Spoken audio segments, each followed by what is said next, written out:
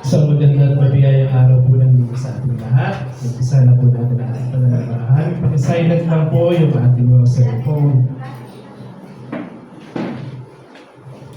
Bilang panumunang awit po dito po sa pahina 45. We understand the burden. We understand the burden. Ready? Sing. Beyond this land of parting, losing and leaving, far beyond the losses, darkening this, and far beyond the taking and the bereaving, lies the summer land of bliss. Land beyond, so fair and bright, land beyond, where is no night. Summer land, God is His light. Oh, happy summer land of bliss. Beyond this land of toiling, sowing and reaping, far beyond the shadows darkening this, and far beyond the sighing, mourning and weeping, lies the summer land of bliss. Land beyond, so fair and bright, land beyond, where is no night. Summer land, God is His light.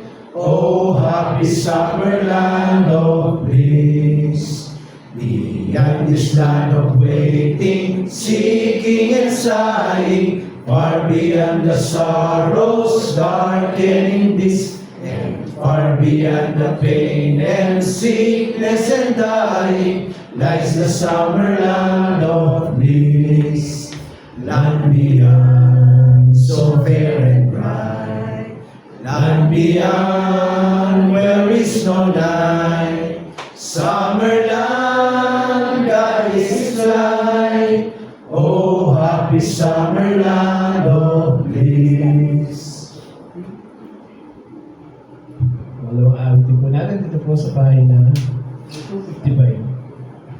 Higher ground. I'm pressing on the upward way. Ready? Sing. I'm pressing on the upward way. New heights I'm gaining every day. Still praying as I onward bound. Lord, plant my feet on higher ground. Lord, lift me up and let me stand. My feet on heaven's stable land, a higher plane than I have found. Lord, plant my feet on higher ground. My heart has no desire to stay where doubts arise and fears dismay. Though some may dwell where these abound, my prayer, my aim is higher ground. Lord, lift me up and let me stand. My feet on heaven's stable land, a higher plane than I have found. Lord, plant my feet on higher ground. I want to live above the world. Though Satan's darts at me are heard, for faith has called the joyful sound, the song of saints on higher ground. Lord, lift me up and let me stand. My feet on heaven's stable land, a higher plane than I have found. Lord, plant my feet on higher ground. I want to scale the utmost height and catch a gleam of glory bright. But but still I pray till have I found. Lord, lead me on to higher ground. Lord, lift me up and let me stand by faith on heaven's stable land, a higher plane than I have found. Lord, plant my feet on higher ground. Tumayo po tayo mga kapatid para po sa unang panalangin. Pangunahan po tayo ng ating kapatid na si Brother Kaloy Paran.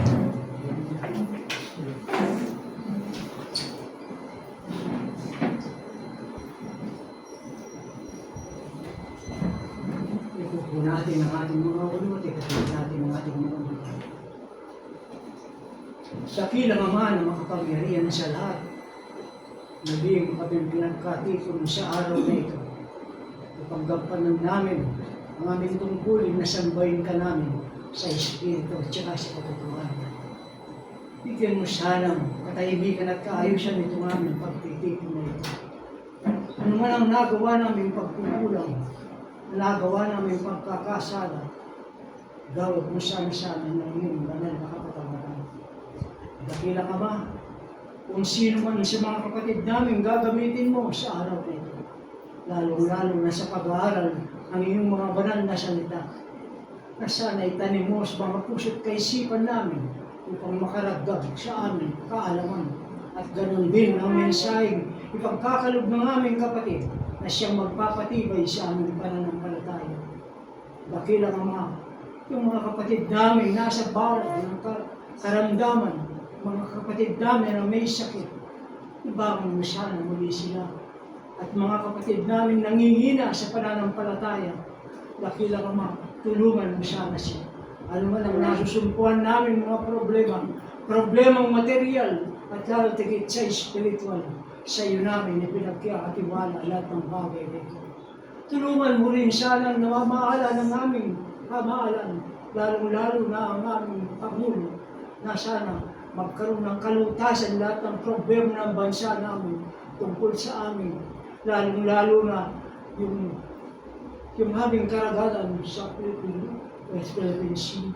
At ganun din ang mga problema sa mga samay ng aming gobyerno, ng mga corruption, na sana bigyan mong kalutasan na sobrang bago din. Ano man ang mga kalamidad na pinarating mo sa amin, sa iba-ibang lugar, na sana ingatan mo kami, huwag mo sana pa ituloy na dumako dito sa lugar namin. Dakilang Ama, ang lahat pong ito ay pinapaabot namin sa iyo, itong kapasalamatan na ito, sa pamagitan namin yung bugtong na anak na si Kristo Jesus, na aming tagapagligtas.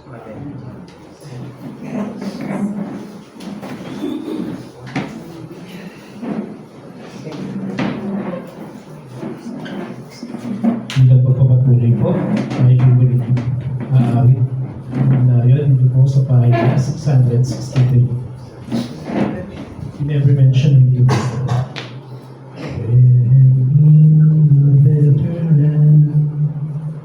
Ready? Sing. In a better land, before the bar we stand, how deeply grieve our souls will be. If any lost wonder should cry in this despair, you never mention him to me. You never mention him to me. Nor have we not the light to see. You met me day by day, and knew I was astray. You never mention him to me. Oh, let us spread the word wherever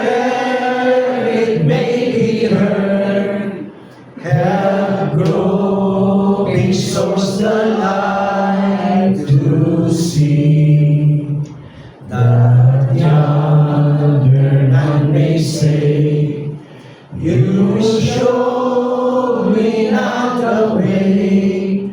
You never mention him to me. You never mention him to me, nor help me not the light to see. You led me day by day, and knew I was astray. You never mention him to me. A few sweet words may guide a lost one to his side, or turn sad eyes on Calvary. So work as days go by, that yonder none may cry. You never mention him to me. You never mention him to me, nor help me not the light to see. You met me day by day, and knew I was astray. You never mention him to me. Ay naman po itatapos, magbabasa po ng talata. Kapangunahan po ni Brother Louie Sangoy.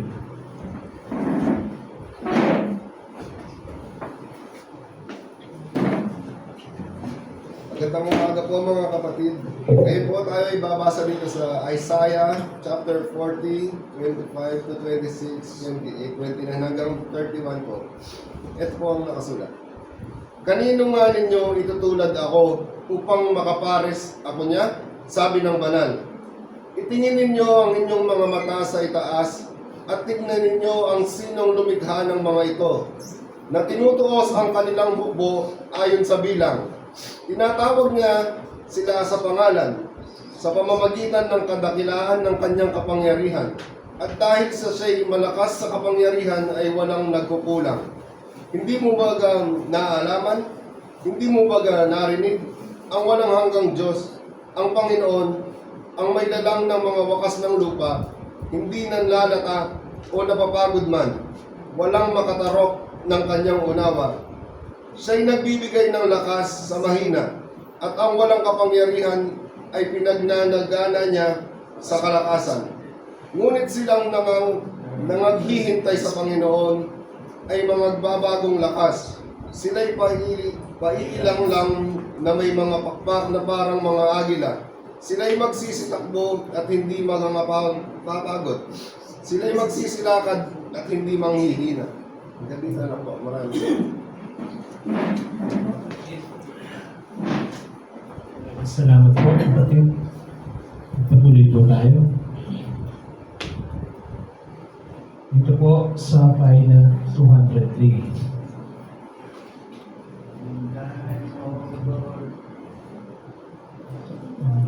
I am tired, O Lord, I have heard thy voice say, sing. I am thine, O Lord, I have heard thy voice, and I saw thy love to me. But I long to rise in the arms of faith and be closer drawn to thee. Draw me nearer, nearer, blessed Lord, to the cross where thou hast died. Draw me nearer, nearer, blessed Lord,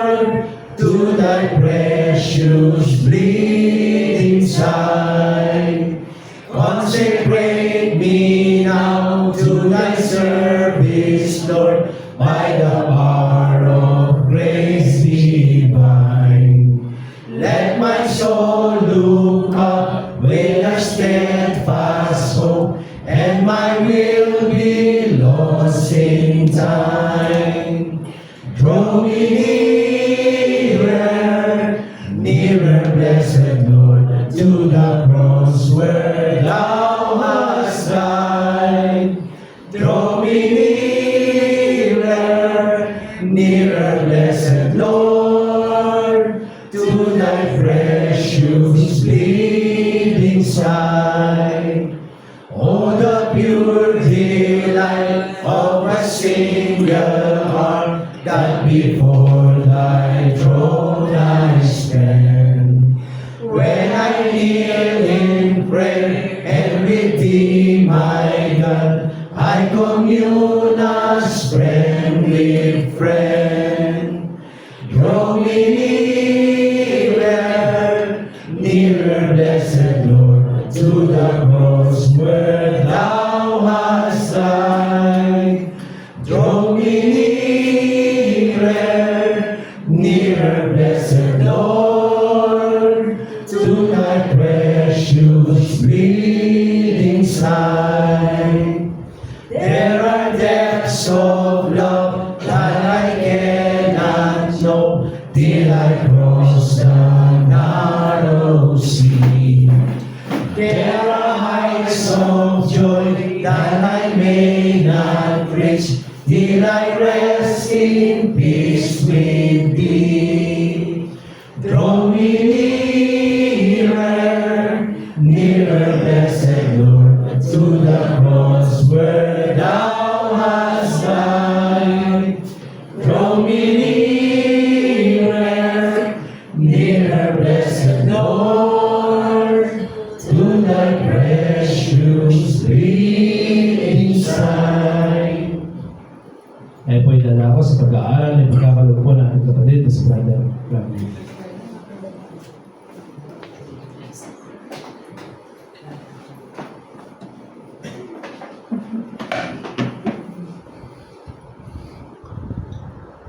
Isang magandang umaga po sa inyong lahat mga kapatid. Kumusta po kayong lahat? Sana itong linggong na to ay nasa magandang kalagayan po tayo. Meron po, bago po umpisa ng aking tema, meron po tayong babasahin dahil dito ko kinuha yung aking tema. Muli po, magandang umaga po sa inyong lahat. Ito po. Sa katotohanan, ang Diyos ang nasa likod ng pagkasulat ng Biblia. Sinasabi sa atin sa 2 Timothy chapter 3 verse 16 na ang Biblia ay hiningahan ng Diyos o ginabayan at nubayan. Pinangasiwaan ng Diyos ang mga manunulat ng Biblia upang habang ginagamit nila ang kanilang sariling estilo ng pagsulat at sariling mga personalidad, kanilang naitala ng eksakto ang lahat ng gustong ipasulat sa kanila ng Diyos. Ang Biblia ay hindi idinikta ng Diyos, ngunit ginabayan at kinasihan niya ang kanyang manunulat. Alam naman po natin kung sino yung mga manunulat. Manunulat na yan, mga apostol, di ba? Upang kanilang maisulat ng walang pagkakamali ang mga nilalaman ng kanilang aklat at naging bahagi ng Biblia. Sa kabila na ang Biblia ay isinulat ng iba't ibang manunulat sa loob ng mahigit sa 15 siglo. So, ang tagal na po, hindi kailanman kinontra o sinalungat ng Biblia ang kanyang sarili at wala itong kahit anong pagkakamali. Ang mga manunulat ay nagbigay ng iba't ibang pananaw, ngunit lahat sila ay nagpahayag ng iisang tunay na Diyos at ng iisang paraan ng kaligtasan sa pamamagitan ni Jesucristo. Mababasa po natin yan sa John 14:6. So ano pong tinutukoy dito? It's about Bible. Kung hindi ako nagkakamali, last 2 years, ito po yung unang Bible ko. Ang tema ko po is about Bible, kung anong kahalagahan. May pakinabang po ba sa atin yung Biblia? Ngayon po, iniba ko po yung version. Kasi po, kung natatandaan niyo po yung namayapa nating kapatid na si Brother Sangguyo, Even yung isa nating kapatid na bayo ni Brother Pat, bayo ni Brother Romel, si Brother Pat Sembrano. Natatandaan ko yung sinabi ni Brother Sampuyo, bago niya daw na-convert niya si Brother Pat, panahon na pong namayapa to. Bago daw niya na-convert dito, bago niya napaniwala, ang daming katanungan ni Brother Pat sa kanya. Ito sinasagot naman niya po. Tapos may mga filosofiya pong tinatanong si Brother Pat hanggang sa na-convert niya, napaniwala niya na ang Biblia ay totoo. Ito na ngayon. Yung tema ko, iikot dito sa nanggaling sa salita ni Brother Pat. Inamin niya daw po kay Brother Sampuyo na ang pagkakaalam ko kasi Brad kanya, ang Biblia, ang dami ko nang binasang Biblia, ay ang dami ko nang binasang libro, pero dinadaan-daanan ko lang yung Biblia. Hindi ko pinapansin. Kasi ang pagkakaalam ko at ng mga ibang kilala ko, ang Biblia ay ginawa ng tao na isang kwento, yung buong Biblia, na ginawa ng isang matalinong tao. Yun po yung point niya doon. Kaya hindi niya binabasa yung Biblia. Tignan niyo po yung prinsipyo niya. Ginawa ng tao ay yung Biblia, kaya ayaw niya paniwalaan, isang kwento. Ngayon, syempre bibigyan natin ng katarungan yung Biblia. Tama po ba na isang yung Biblia ay kwento nga lang?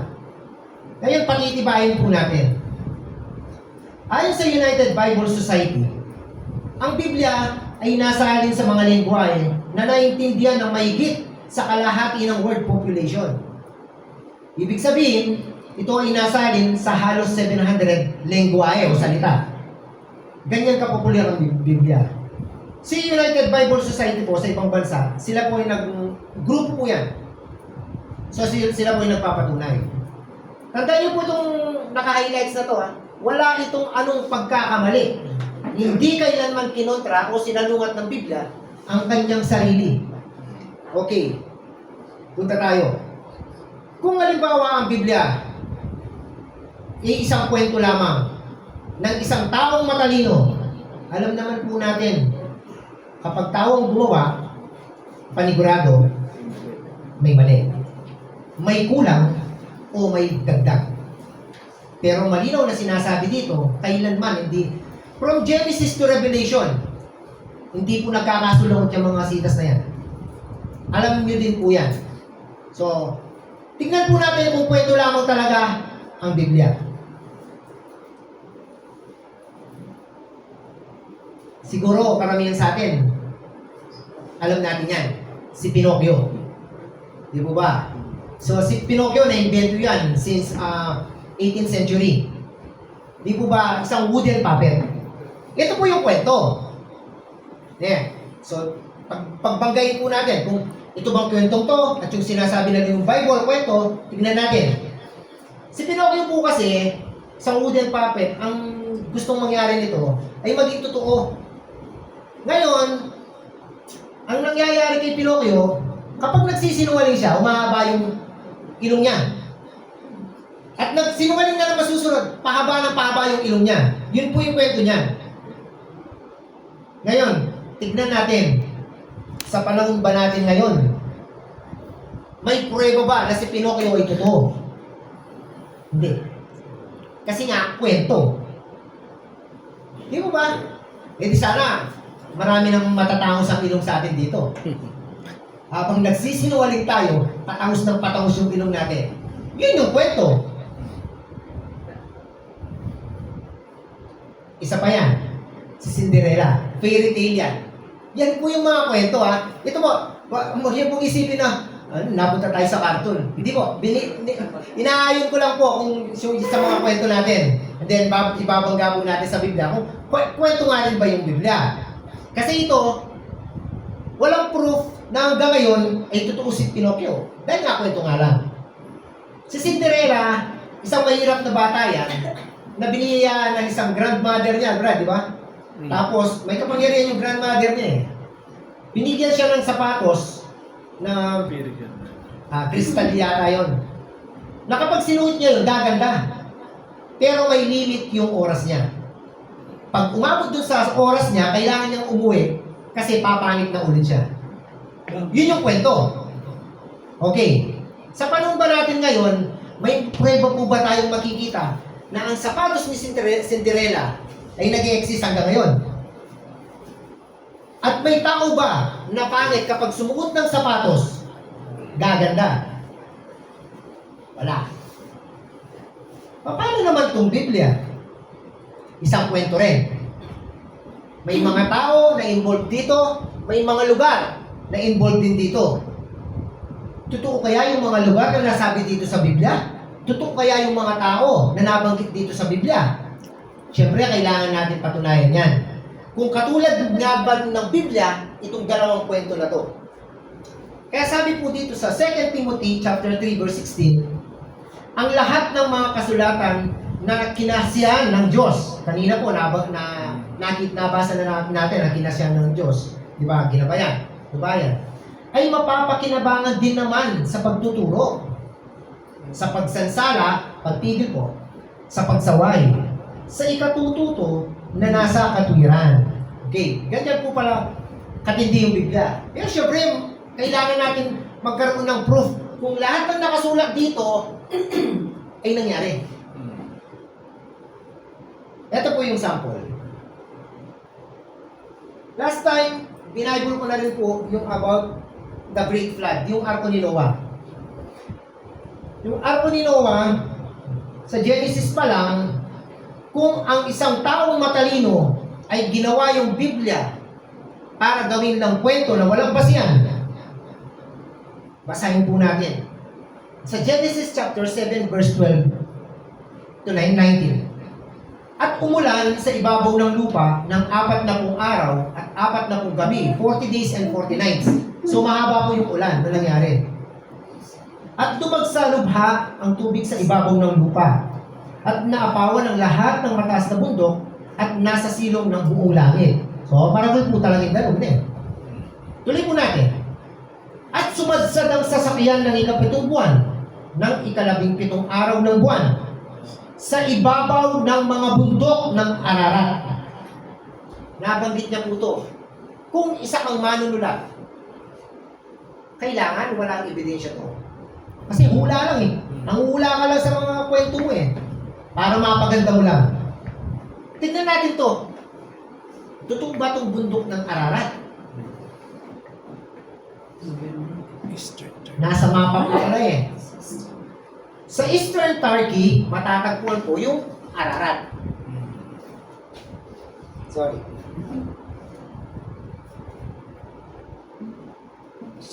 Tuloy po natin. Matatagpuan ang Ararat. Mount Ararat is located in Eastern Turkey near the borders of Iran and Armenia.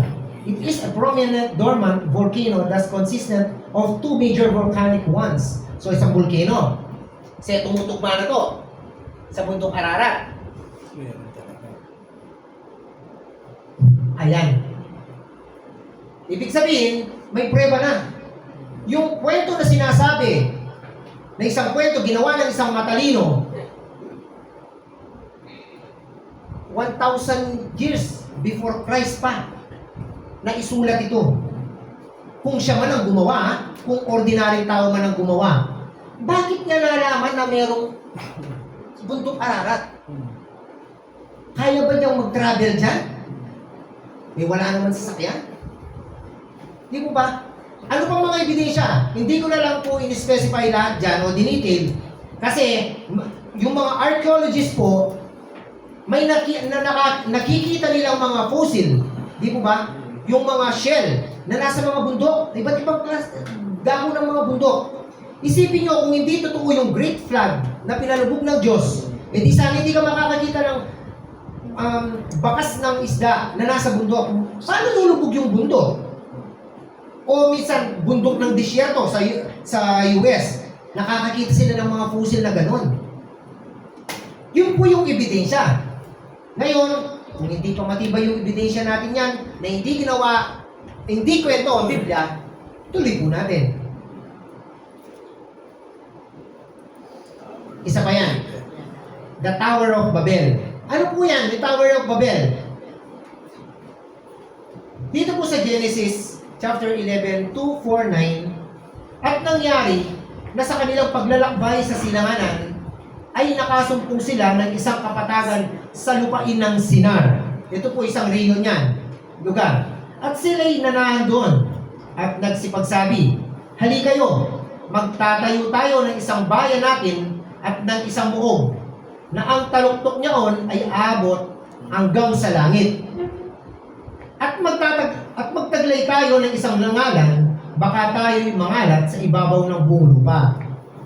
Kaya ang pangalang itinawag ay Babel, sapagkat doon ginulo ng Panginoon ang wika ng buong lupa, at mula roon ay pinanabog sila ng Panginoon sa ibabaw ng buong lupa.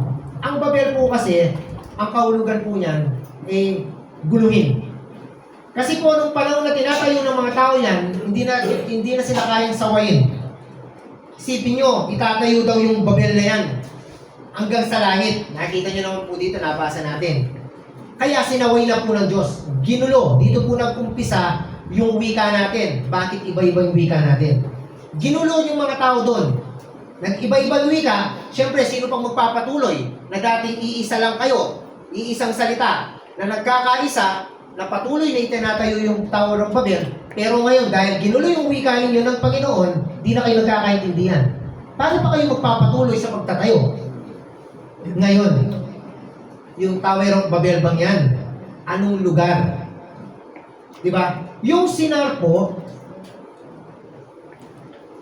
sa Biblia, ang Sinar, isang rehiyon. Pero sa modernong panahon, ang Sinar po, yan po yung Iraq. So may ebidensya na naman po tayo. So meaning, yung kwentong sinasabi sa Biblia, bakit may mga proof? At yung taong nagkwento nito, gumawa ng kwento, nilibot ba yan? Hindi naman niya kayang libutin lahat yan. Bansa yung pinag-uusapan dito, bansa to bansa. Iraq. Ngayon, archaeologist ulit. Ito po yung proof ng archaeologist na nakita sa Iraq. Ito po yung ine-expect nila ang Tower ni Babel. Kasi nakita na lang nila sa Iraq to eh. Sino nagtayo niyan? Ibig sabihin, nagiba na. So may mga expedition or mga archaeologists na nagpapatunay na sakali, ito po yung Tower ng Babel. Tuloy po natin.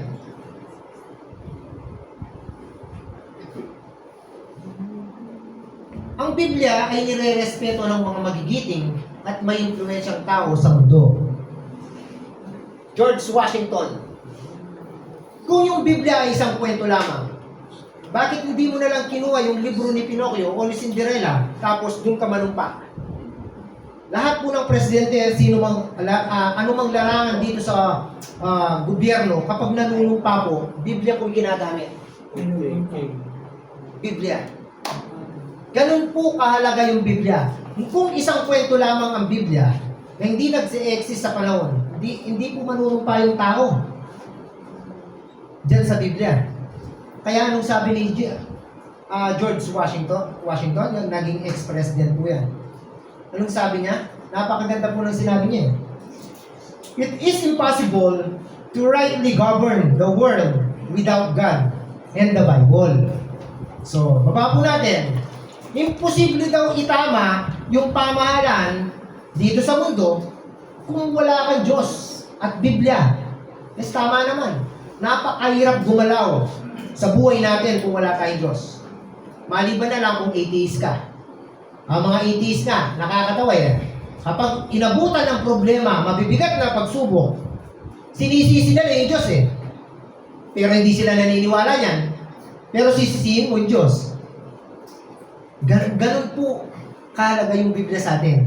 At paunti-unti nalalaman natin, nabubura sa kaisipan natin ngayon, na ang Biblia ay hindi isang kwento ng taong matalino lang. Tuloy natin.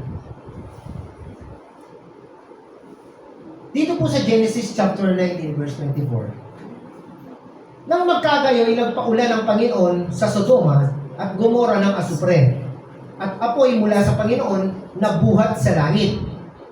At ginunaw niya ang mga bayan niyaon at ang buong kapatagan at ang lahat ng nangananahan sa mga bayan na yon at ang tumutubo sa lupa. Datapwat ang asawa ni Lot ay lumingon sa likuran ni Lot at naging haliging asin. Tignan po natin yan. Ano po ba yung sinasabi niya dito? Lot's wife, a pillar of salt. Naging haligi po siya ng asin. Saan natagpuan ng archaeologist yan? Sa Jordan. Di po ba nung naging masama na lahat ng tao dito sa Sodoma at Gomora, nagpaulan ng asupre, yung Diyos, talagang winasak niya. Yung pamilya ni Lot, tumakbo, kaso yung asawa niya biglang lumingon. Pagkalingon niya, naging asin. Ito po yung basihan nila sa lugar ng Sodoma at Gomora. Wala pong specific na exact location to. Pero, ang sinasabi ng archaeologist yung kwento dito sa Sodoma at Gomora ay malapit sa Dead Sea. At ang Dead Sea ay sa pagitan between Jordan at saka Israel. Kaya, kung titignan mo, pwedeng totoo. Kasi, ito yung naging asin na taong nakatayo, pagkalingon niya, tapos ito, ilang dekada na, pero nakikita nyo, hindi man nagigibaw. Ganyan po kalakas ang impluensya ng Biblia. Lahat po ng nakasulat sa atin dyan, mga kasaysayan, totoo po yan. Mga taong ginamit, lahat, totoo. Tuloy po natin. Sa Isaiah chapter 40 verse 22, siya ang nakupo sa balantok ng lupa. At ang mga nananandon ay parang mga balang. Siyang naglalaglag ng langit na parang tabing at inilalaglag na parang tolda upang tahanan. Ito tignan nyo to. Ito common sense din. Kung isusulat mo po yan, isang tao, ano pong ibig sabihin ng balantok? Kung isi-search po yung balantok, parang pabilog, curve, or below. Sabi niya, siya ang nakupo sa balantok ng lupa. Ibig sabihin, ito yung lupa eh. So, paano nalaman ng isang tao na nagsulat na bilog ang mundo? Samantala, dito, actually, nauna lang to eh. Dapat dito muna eh. Pero, pasadahin na rin po natin. Dito po sa Job chapter 26 verse 7, kanyang iniyunat ang hilagaan sa pagitan ng walang laman at ibinibiti ng lupa sa wala. Okay, ordinaryong tao. Wala kang spaceship na dala. Hindi ka nag-explore. Paano mo malalaman na ang mundo ay nakabitin sa wala? Kung ito'y isang kwento lamang ng isang tao, paano niya nalaman? Ibinibitin ng lupa sa wala. Siyempre, outer space to eh. Nakabitin nga naman. Paano niya nalaman? Common sense, di mo ba? Kaya, pinapatunayan lang po natin dito na hindi kwento ang Biblia ng isang taong matalino. Yan. Pinag-uusapan natin bilog. Sino pong yung isang expedition dito, si Magellan? Actually, kapag nag-search ka, sinong nakadiscover na bilog ang mundo? Si Christopher Columbus, nag-exist din dyan eh. Pero siya parang nagkamali sa sukat. Si Magellan talaga yung lumilitaw na pinatunayan sa paglalakbay ni Magellan na bilog ang mundo. Kaya naman madaling isipin na hindi patag ang mundo. Siya po yung nakadiscover na bilog ang mundo. Isipin nyo, dito pa lang, ba't kaya nang isulat ng tao yan? Diyan pa lang mapapaisip ka na eh. Kung hindi ka lalabas dito sa Earth, hindi mo naman mapapatunayan na nakalutang yung mundo sa outer space. Tuloy natin. Dito naman sa Exodus, chapter 17, verse 6. Narito, ako'y tatayo sa harap mo roon sa ibabaw ng bato sa Horeb. At iyong papaluin ng bato at lalabasan ng tubig upang ang bayan ay makainom at gayon ginawa ni Moises sa paningin ng mga matanda sa Israel. Ano po yan? Water from the rock. Tingnan niyo po. The evidence of another biblical miracle is standing in Saudi Arabia. Yung Oreb po, salitang Hebrew po yan. Ibig sabihin tuyo o bundok na tuyo. Archaeologists tinatayang ito yung pinangyarihan nung si Moises ay paluin niya yung bato.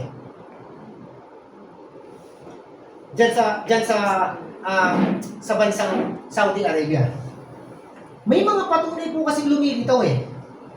Di bali sana kung nagkwento ng isang tao na ito, tapos walang ebidensyang lumilitaw sa panahon natin ngayon. Pwede pa natin isipin siguro na hindi totoo nga yung Biblia. May gawa lang ng tao na sinulat ng isang matalino. Tuloy natin. Mga apostoles. Sa Biblia, nakasulat po yung mga apostol na yan. Ngayon, kung iisahin natin, ang Biblia ay isang kwento lamang. Bakit yung Roman Catholic pinaniniwalaan yung ordinaryong kwento ng Biblia? Gagawin pang mga santo tong mga apostoles na to? Ididikit sa kanila. Ba't hindi nila idikit si Pinocchio? Tsaka si Cinderella, pwede naman pala. Kung kwento nga lang ang Biblia. Pero hindi eh. Diba? Alam, halos buong mundo, kilala yung mga apostoles na yan. Pero yung dalawang pinakita ko na kwento, iilan lang may alam nun. Isa pang kwento ni Jose Rizal. Hinayag niya yung gaano kasama yung government noon at yung mga pare. Yan po yung kwento. Bakit hindi na lang tayo maniwala kay Jose Rizal?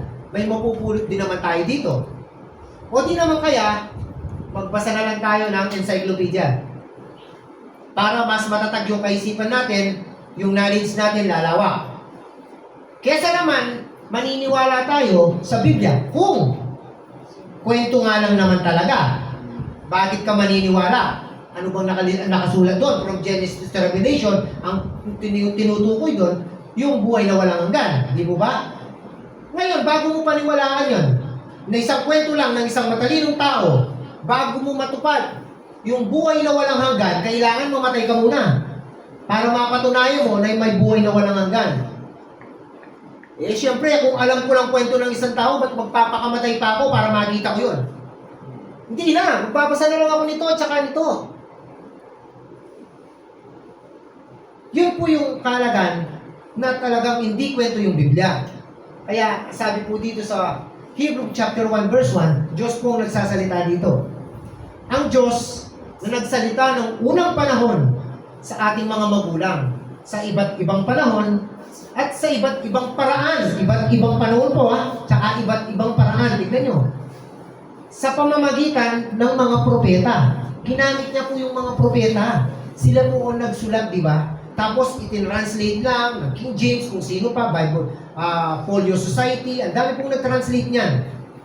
So, hindi po iisang tao lang ang may gawa nito para ikwento lang na walang kwenta, na sabihin mong matalinong tao ka. Tuloy natin. Patapos na po tayo nito. Baka sabihin nyo naman, brother, yung mga ebidensya pinakita mo naman sa Biblia kasi, puro lumang tipan yun eh. Eh, paano naman sa bagong tipan? Meron din naman po. Dito po sa John chapter 5 verse 2, patuloy po 3. Sa Jerusalem nga, may isang tangke sa tubig ng pintuan ng mga tupa na sa wikang Hebreo ay tinatawag na Bethesda. Ito po yung lagayan ng tubig. Na may 5 partiko na sa mga ito ay nangandusay ang marami sa kanilang mga may sakit, mga bulag, mga pilay, mga natutuyo. Ito po yan. Parang ganito po, ang estilo nila, yung sinasabi dito. Dito po nagpapagaling ang ating Panginoong Yesus. Pero, sa kalaunan, archaeologist ulit, sa malapit sa St. Anne Church, Jerusalem, nakita nila yan. Yung pinangyarihan. Ito yan, no? At tignan mo malalim, no? Kasi wala na po tubig to eh. Dito may tubig.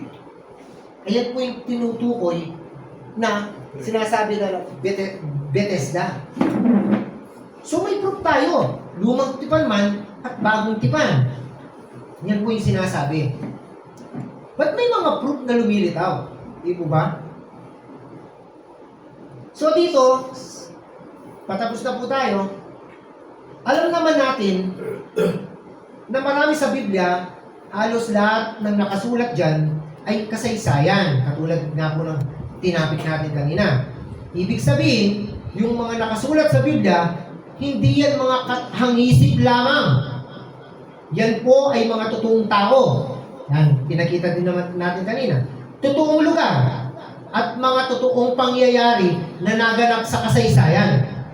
Ibig sabihin, yung Biblia, ito po ay buhay at totoo. Maraming nabanggit na lugar sa Biblia. Yung iba, wala na. At yung iba, nandyan pa rin at nananatili. Katulad ng pinakita natin ebidensya. Isa pa, bilang pangwakas na po na sitas. Dito po sa Ecclesiastes chapter 8, verse 70. Namasdan ko nga ang lahat ng gawa ng Diyos na hindi matalastas ng tao ang gawa na ginagawa sa ilalim ng araw. Ito po, dito sa mundo natin. Hindi ito matalastas eh. Sapagkat sikaping mainang man ng tao na hanapin ay hindi rin masusumpungan. Lalo pong malalyari ngayon eh. Di po ang Webb telescope, yung tinapik dati ni Brother Winnie, di ba gumagawa sila ng spaceship na pupunta sa outer space. Talagang maglalakbay po yun. Pero hanggang ngayon, hindi pa nila naaabot yung mga bituin eh. Kasi malalayo. O tama yung nakasulat. Tuloy natin. Oo. Bukod dito, bagaman isipin ng pantas o matalino, na maalaman, hindi rin niya masusumpungan. Ngayon, kung gawa ng tao yung Biblia, kwento lamang, kaninang binasa natin nung una, bakit hindi nagkakakontra-kontra? Bakit lahat yan upong-upong at perpekto yung pagkagawa? Pagkagawa ng mga kwento, yung mga kasaysayan, mga tao naging totoo, may pasiyan. Kaya tama po yung Ecclesiastes. Ngayon po, bilang pangwakas po, kung sakali may mga tao po tayong makakasalamuha at makakwentuhan na ganun yung stand nila, tapos bigla magkakadoubt ka kung totoo nga naman pala. Isa lang naman po yung solusyon dyan eh. Magdasal po tayo na idasal natin na kailangan buksan yung kaisipan natin, puso't isipan, para makita natin yung totoo na nangyayari. Kung ito ba nga pa'y totoo o katangisip lamang. Sana po nakadagdag po sa ating kalaman itong kaisiling pag-aaral po. Maraming salamat po. Muli, magandang umaga po sa inyong lahat.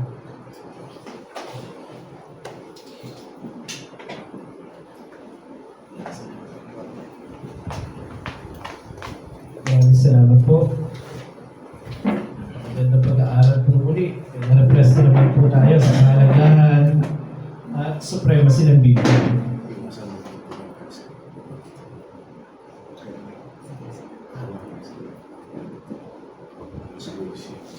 Dito po, hindi po tayo naawit dito sa 105, the Lord's Supper. When we meet in sweet communion, ready to sing.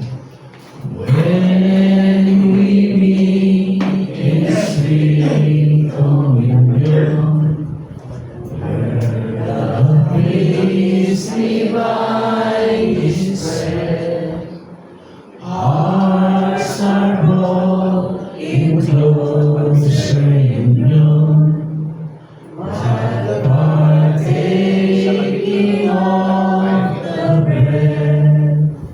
Precious peace, all else surpassing, wondrous love for you and me. While we feast, Christ gently whispers,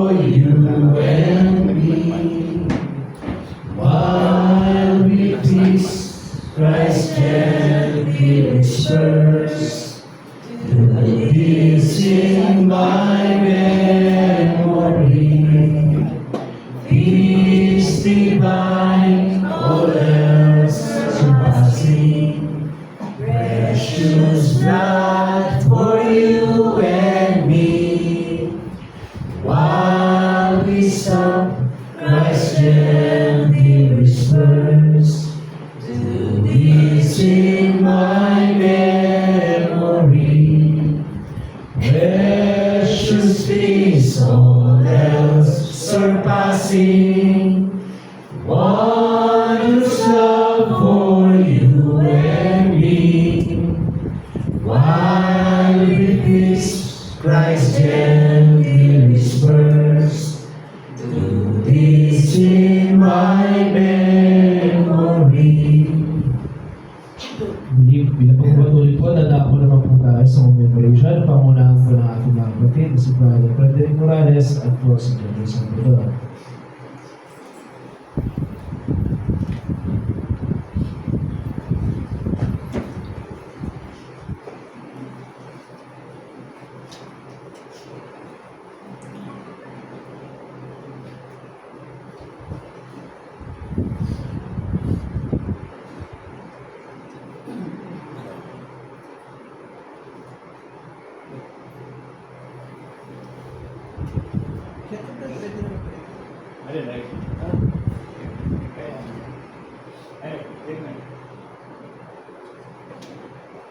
Ayan.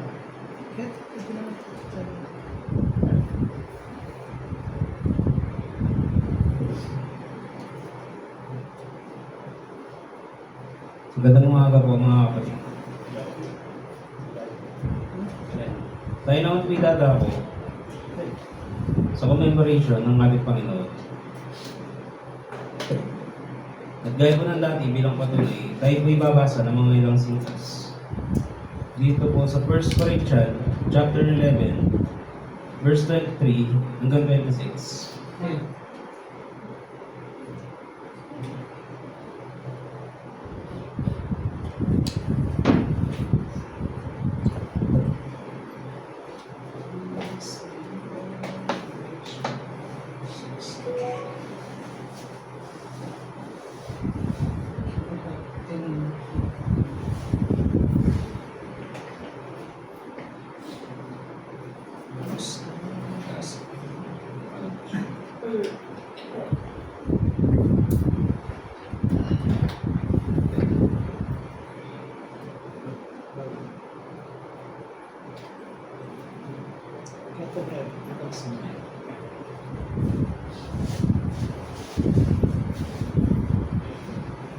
Muli tayo po ibabasa dito po sa 1 Corinthians chapter 11, verse 23 hanggang 24.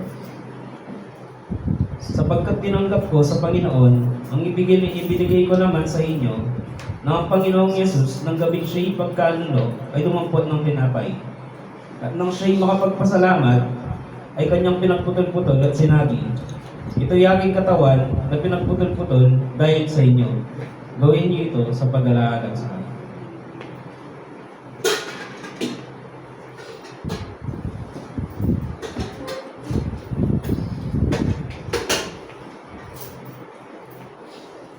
Tayo po'y manalangin.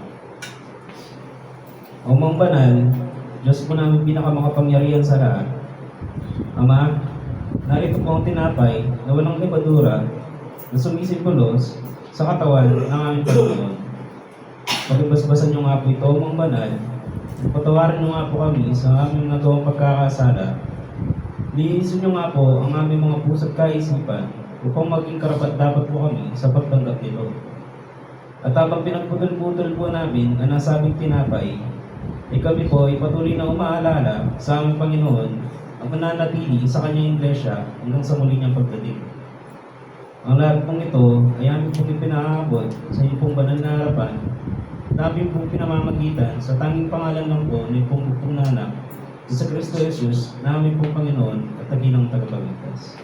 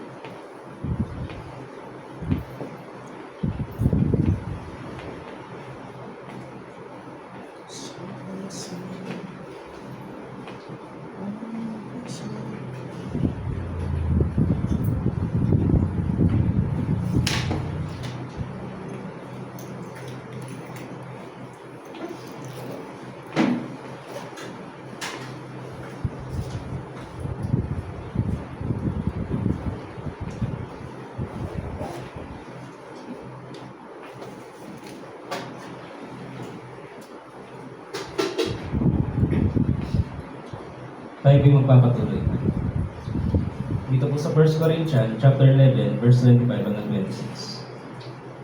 Ay, gayon din naman, hinawakan ng saro pagkatapos ng makahapon na sinasabi, ang sarong ito ay siyang bagong tipan sa aking dugo. Gawin ninyo ito sa tuwing kayo magsisinom sa pag-alaala sa akin. Sapagkat tuwing kanin ninyo ang tinapay na ito at inuman ninyo ang saro, ay niyayag ninyo ang pagkamatay ng Panginoon hanggang sa dumating siya.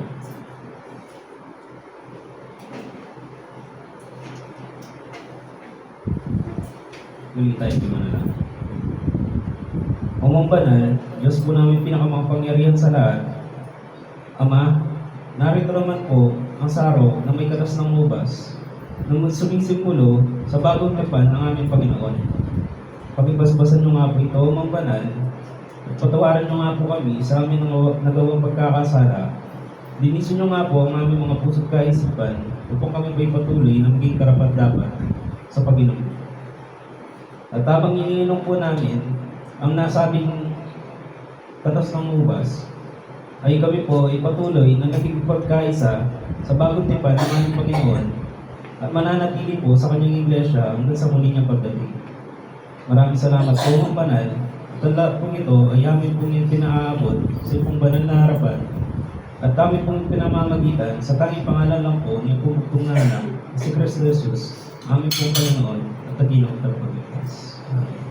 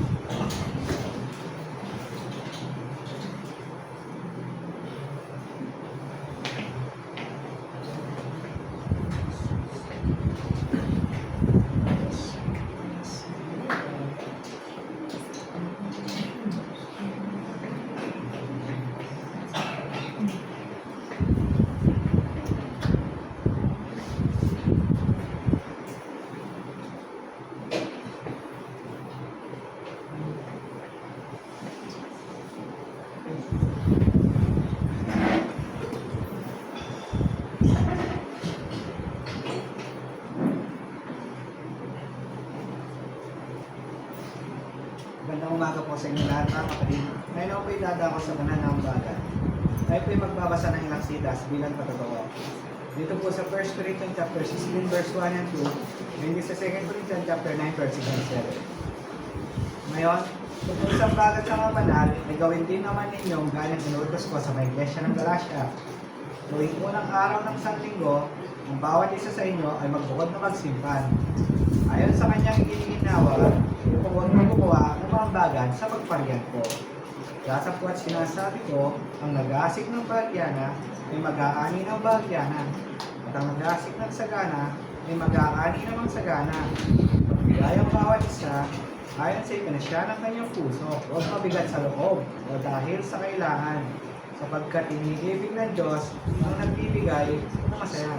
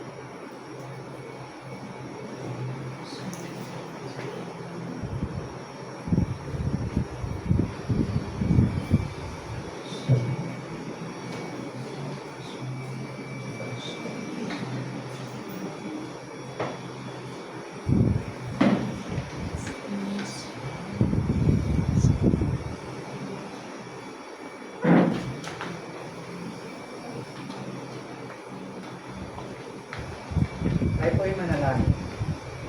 Gawang banal, Diyos na yung makapangyarihan sa lahat, Ama, narito po sa laping na alikom, ng aming magkakapatid bilang kabuloy.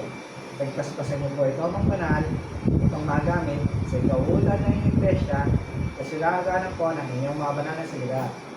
Maraming salamat po mga banal, sa mga grasya, kaligtasan na pinagkalog niyo sa nakalipas sa linggo. Hindi ang mga banal, matibay po kami sa aming mga anak buhay, dahil sa mga kapatid po namin na walang anak buhay, pagkalooban niyo nga po sila na mabuting gawain upang sa susunod na sa linggo ay sama-sama po kami makapagbibigay ng masaya. Maraming salamat po amang banal, ang lahat po ito ay aming inulutulog sa tanan mong harapan sa pamamagitan po ng iyong bugtong na anak na si Kristo Jesus na aming Panginoon at tagapagligtas. Amen.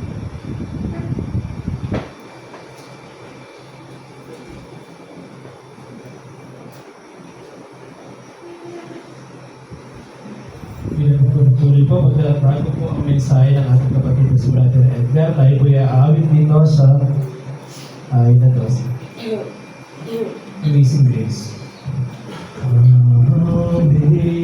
Amazing Grace, how sweet the sound. Ready? Sing. Amazing Grace, how sweet the sound that saved a wretch like me. I once was lost, but now I'm found. Was blind,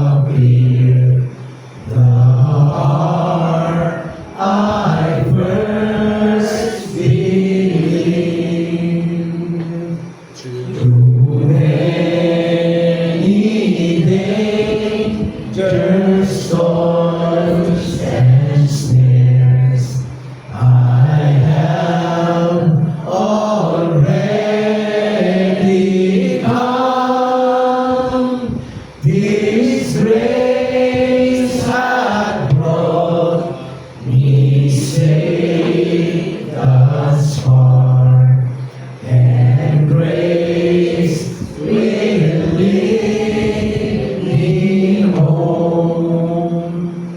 When in earth 10,000 years, bright shining us the sun,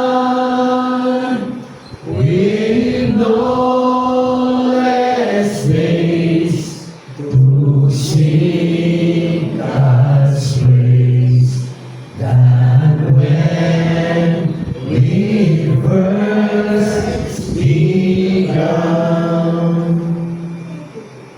Tayo po'y dadako na sa mensahe na pagkakalapuan ng ating kapatid Israel.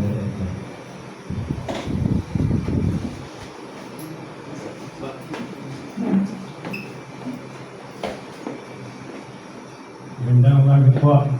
Ako'y nakatasan na naman ngayon sa akin. Alam mo, mahirap kong tumayo dito. Kasi yung naghanap na mga